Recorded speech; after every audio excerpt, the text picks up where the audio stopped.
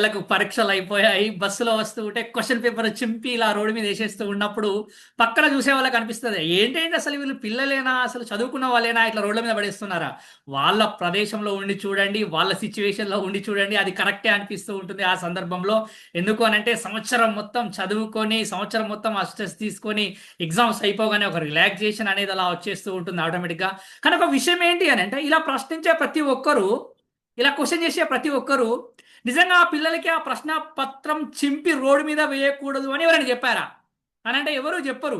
కానీ కొంతమంది అంటూ ఉంటారు, నేను చెప్పాను అని అంటారు. ఎన్నిసార్లు చెప్పావు?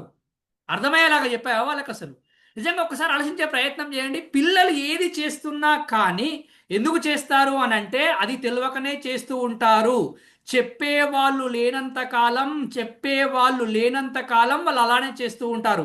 కానీ చాలా మంది అనుకుంటూ ఉంటున్నాం, చెప్తున్నాం అని అనుకుంటున్నాం, కానీ వాళ్ళకి అర్థమయ్యే విధంగా చెప్తూ ఉన్నావా? ఎన్నిసార్లు చెప్తున్నావు నువ్వు? ఒకసారి రెండు సార్లు చెప్పి వదిలేస్తూ ఉన్నావే.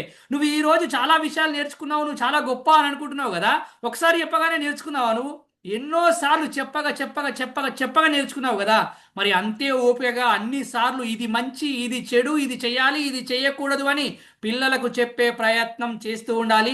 హాలిడేస్ వచ్చాయి, ఈ రోజు నుంచి జాలీడేస్ వచ్చాయి, పిల్లలు హాస్టల్లో నుంచి ఇంటికి వచ్చేస్తూ ఉంటారు. తల్లిదండ్రులుగా మీ బాధ్యత కూడా ఉంది ఈ రోజు ఇక్కడ నుంచి. ఏంటి అని అంటే, వచ్చిన 2 రోజులు ప్రశాంతంగా ఉండే ప్రయత్నం చేయనివ్వండి, మంచిగా హ్యాపీగా పడుకోనివ్వండి, తర్వాత మంచి ఆహారం ఇచ్చే ప్రయత్నం చేయండి, తర్వాత at the same time physical fitness పెంచుకునేలాగా ప్రోత్సహించే ప్రయత్నం చేయండి. ఎందుకంటే శారీరకంగా దృఢంగా ఉంటేనే మానసికంగా మంచి ఆలోచనలు వస్తూ ఉంటాయి. కాబట్టి ఆడుకునే ప్రయత్నం చేపియండి, ఆడిపియండి, వాళ్ళని అలసిపోయేలాగా ఆడే ప్రయత్నం చేయండి. ఈ వీడియో గేమ్స్, మొబైల్ గేమ్స్లలో, ల్యాప్టాప్లలో కాకుండా గ్రౌండ్లో ఆడిపించే ప్రయత్నం చేయండి, వాకింగ్ పంపించే ప్రయత్నం చేయండి.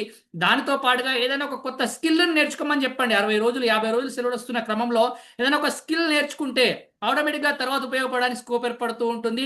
కాబట్టి ఇంకో చాలా జాగ్రత్త అయిన విషయం ఏంటి అని అంటే, పిల్లలు హాస్టల్లో నుంచి ఇంటికి వచ్చాక వాళ్ళు ఎటు వెళ్తున్నారు, వెళ్ళేటప్పుడు చాలా జాగ్రత్త అని చెప్పి ప్రయత్నం చేయండి. మరీ ముఖ్యంగా బళ్ళు, కార్లు ఇచ్చి బయటకు పంపే ప్రయత్నం చేయకండి. ఫ్రెండ్స్ అందరం కలిసి మేము కార్లో వెళ్తాము, బండిలో వెళ్తాము అని అంటే సేఫ్టీగా నడిపే డ్రైవర్ ఉన్నాడా లేడా చూసి మాత్రమే పంపండి. చిన్న చిన్న తప్పిదాల వల్ల పెద్ద పెద్ద ప్రమాదాలు జరుగుతూ ఉంటాయి. హాలిడేస్కు పిల్లలు ఇంటికి వస్తూ ఉన్నారు, కొంచెం వాళ్ళని రిలాక్స్గా ఉంచే ప్రయత్నం చేయండి. కొన్ని మంచి విషయాలు చెప్పే ప్రయత్నం చేయండి.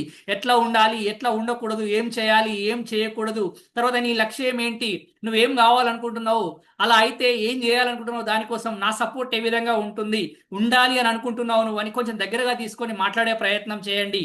థ్యాంక్ యూ అని అనాలి.